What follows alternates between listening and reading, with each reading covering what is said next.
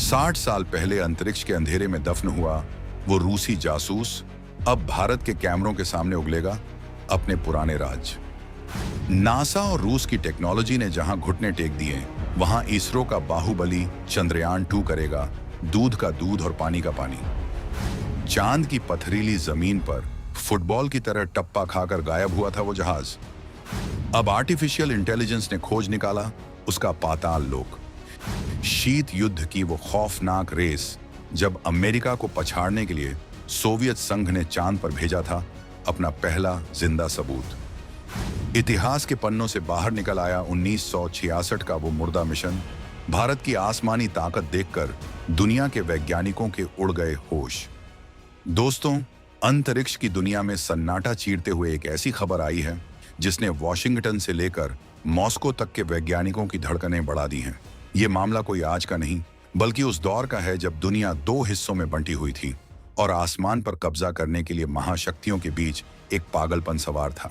उस दौर में एक मशीन चांद पर उतरी, उसने इतिहास रचा, लेकिन फिर वक्त की धूल में उसकी असली लोकेशन ऐसे गुम हो गई जैसे रेगिस्तान में सुई। 60 साल, जी हाँ, पूरे 60 साल तक दुनिया की बड़ी बड़ी स्पेस एजेंसियां, बड़े बड़े रडार और टेलीस्कोप जिस पहेली को सुलझाने में नाकाम रहे, जिस जगह को खोजने में इंसानी आंखें धोखा खा गईं, आज वहां एक नई क्रांति ने दस्तक दी है। ये खबर सिर्फ एक पुराने मलबे के मिलने की नहीं है, बल्कि ये ऐलान है उस नई तकनीकी बादशाहत का जिसमें अब फैसला करने की ताकत भारत के हाथों में आने वाली है। एक तरफ आर्टिफिशियल इंटेलिजेंस का दिमाग है जिसने मुर्दे को जिंदा करने का दावा किया है, तो दूसरी तरफ इस दावे पर मुहर लगाने के लिए पूरी दुनिया की नजरें अब भारत के उस जांबाज पर टिकी हैं जो चांद के चप्पे चप्पे पर अपनी बाज जैसी नजर गड़ाए बैठा है। आखिर क्या है वो 60 साल पुराना रहस्य? क्यों दुनिया भर के वैज्ञानिक अचानक भारत के चंद्रयान 2 की तरफ उम्मीद भरी नजरों से देख रहे हैं? और कैसे एक सॉफ्टवेयर और भारत का ऑर्बिटर मिलकर इतिहास की सबसे बड़ी गुत्थी सुलझाने वाले हैं? हम आपको बताएंगे इस धमाकेदार खबर की पूरी कहानी, तो बने रहिएगा वीडियो पर। और इस संबंध में आपके जो भी विचार हो कमेंट में लिखकर जरूर बताइएगा। अब जरा फ्लैशबैक में चलते हैं और उस दौर को समझते हैं जब ये खेल शुरू हुआ था। ये 2025 का डिजिटल युग नहीं था, ये 1966 का वो खूंखार दौर था जब सोवियत संघ, आज का रूस, और अमेरिका एक दूसरे को नीचा दिखाने के लिए किसी भी हद तक जाने को तैयार थे। इसे आप स्पेस रेस कहते हैं, लेकिन असल में ये एक तकनीकी जंग थी। उस वक्त चांद पर पहुंचना सिर्फ विज्ञान नहीं था, बल्कि अपनी सुपर पावर वाली मूंछों को ताप देने का जरिया था। अमेरिका और रूस दोनों ही पागलों की तरह अपनी मशीनों को चांद पर फेंक रहे थे। आप हैरान रह जाएंगे ये जानकर कि लूना 9 से पहले रूस ने एक के बाद एक कई मिशन लॉन्च किए थे, लेकिन वो सब के सब या तो रास्ते में फट गए या चांद की सतह पर गिरकर कबाड़ बन गए। Luna 4, Luna 5, Luna 6, Luna 7, Luna 8, ये सिर्फ नाम नहीं है, ये उन नाकामियों की लिस्ट है जिसने रूसी वैज्ञानिकों की रातों की नींद हराम कर दी थी। हर बार रैकेट उड़ता और हर बार नाकामी हाथ लगती। अमेरिका अपनी हंसी छिपा रहा था और रूस का खून खौल रहा था। दबाव इतना ज्यादा था कि सोवियत इंजीनियर्स के सिर पर बंदूक लटकी हुई थी, या तो चांद पर सॉफ्ट लैंडिंग करो या फिर अपनी हार मान लो। और इसी जुनून, इसी पागलपन के बीच तैयार हुआ लूना 9। ये कोई आम स्पेसक्राफ्ट नहीं था। आज के समय में हम विक्रम लैंडर की बात करते हैं, जो बहुत प्यार से धीरे धीरे चांद पर उतरता है, लेकिन उस जमाने में टेक्नोलॉजी इतनी स्मार्ट नहीं थी।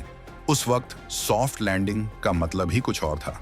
रूसियों ने एक ऐसा जुगाड़, एक ऐसी इंजीनियरिंग लगाई थी जिसे सुनकर आज भी दिमाग चकरा जाए। उन्होंने तय किया कि हम लैंडर को धीरे से नहीं उतारेंगे, बल्कि उसे चांद की सतह पर फेंकेंगे। जी हाँ, आपने सही सुना, लेकिन उसे बचाने के लिए उन्होंने जो किया वो किसी साइंस फिक्शन फिल्म से कम नहीं था। यही वो मोड़ था जहां से इतिहास बदलने वाला था। लेकिन उन्हें क्या पता था कि जिस जगह वो उतर रहे हैं, 60 साल बाद वही जगह एक बहुत बड़ा रहस्य बन जाएगी। तो आखिर वो लैंडिंग हुई कैसे थी? ये जानना आपके लिए बेहद जरूरी है, क्योंकि तभी आप समझ पाएंगे कि आज उसे ढूंढना इतना मुश्किल क्यों हो गया था। 3 फरवरी 1966 का दिन था। लूना 9 चांद के करीब पहुंचा। उसकी स्पीड बहुत तेज थी। जैसे ही वो सतह से कुछ मीटर ऊपर था, एक सेंसर एक्टिवेट हुआ और उसने लैंडर को इजेक्ट कर दिया। लेकिन रुकिए, ये लैंडर अकेला नहीं गिरा था। इसके चारों तरफ एयरबैग्स का एक मजबूत घेरा था। ठीक वैसे ही जैसे आप किसी कांच के सामान को थर्माकोल या गुब्बारे में लपेटकर फेंक दें। ये 100 किलोग्राम का स्टेशन किसी पत्थर की तरह नहीं, बल्कि एक फुटबॉल की तरह चांद की जमीन पर गिरा। और गिरने के बाद वो रुका नहीं, वो उछला। एक बार नहीं, कई बार। टप्पा खाते हुए, लुढ़कते हुए वो ओशियन ऑफ स्टॉर्म्स के इलाके में कहीं जाकर थमता है। जब वो रुका तो उसके एयरबैग्स खुले, उसकी 4 पंखुड़ियां खुलीं, जैसे कोई फूल खिलता है, और उसने अपने एंटीना बाहर निकाले। ये इतिहास की पहली सॉफ्ट लैंडिंग थी। पहली बार किसी इंसानी मशीन ने दूसरी दुनिया की जमीन को छूकर वहां से सिग्नल भेजा था। उसने वहां से जो ब्लैक एंड व्हाइट तस्वीरें भेजी, उन्होंने पूरी दुनिया में टहलका मचा दिया। पहली बार इंसान ने घर बैठे देखा कि चांद की सतह कैसी दिखती है, उबड़ खाबड़, पत्थरीली और वीरान। लेकिन यहाँ एक पेंच फंस गया। चूंकि वो लैंडर गेंद की तरह उछलकर, लुढ़ककर कहीं दूर जाकर रुका था, इसलिए सोवियत वैज्ञानिकों को भी उसकी पिन पॉइंट लोकेशन यानी एकदम सटीक जगह का पता नहीं था। उन्होंने अंदाजे से बताया कि ये यहाँ कहीं है। उस वक्त न तो जीपीएस था, न ही आज जैसे हाई रेजोल्यूशन वाले ऑर्बिटर्स। बस एक अंदाजा था। और वक्त के साथ जैसे जैसे साल बीते, वो अंदाजा धुंधला होता गया। लूना 9 वहां पड़ा रहा, धूल खाता रहा, और धीरे धीरे अंतरिक्ष के उस विशाल रेगिस्तान में एक न दिखने वाले कण की तरह गायब हो गया।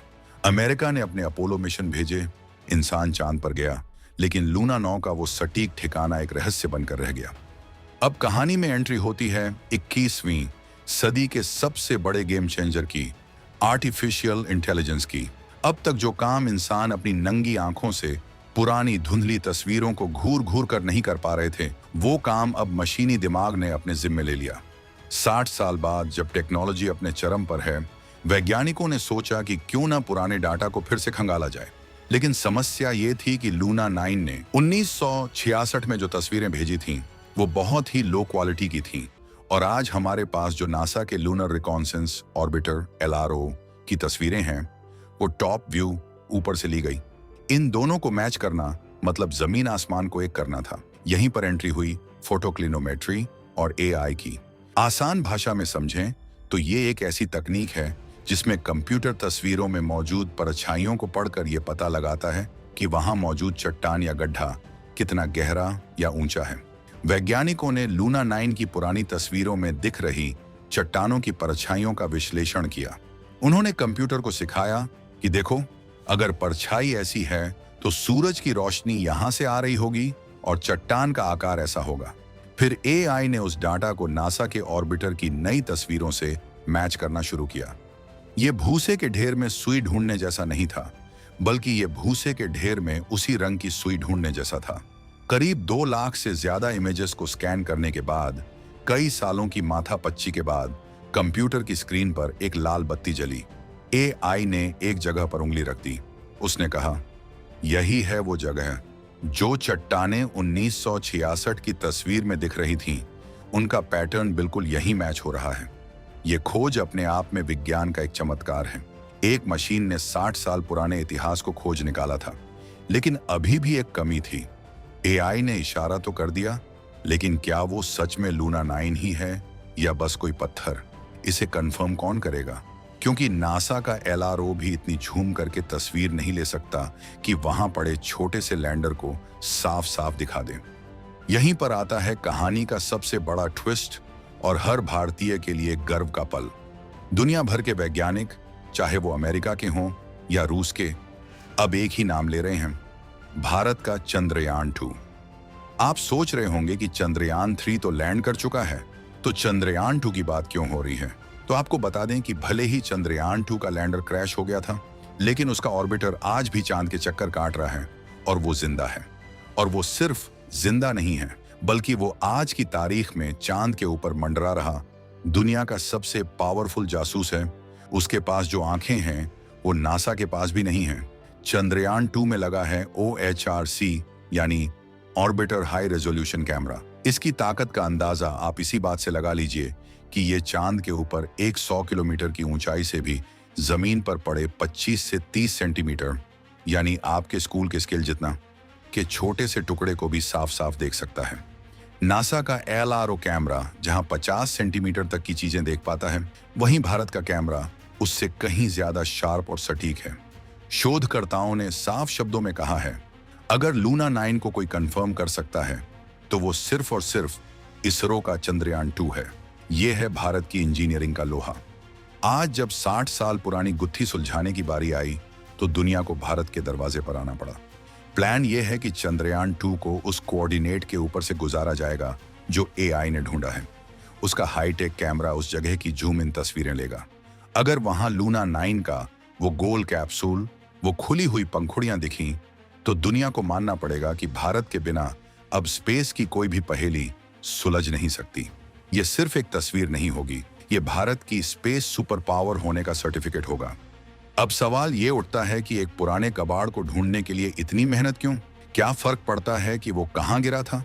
फर्क पड़ता है, और बहुत बड़ा फर्क पड़ता है।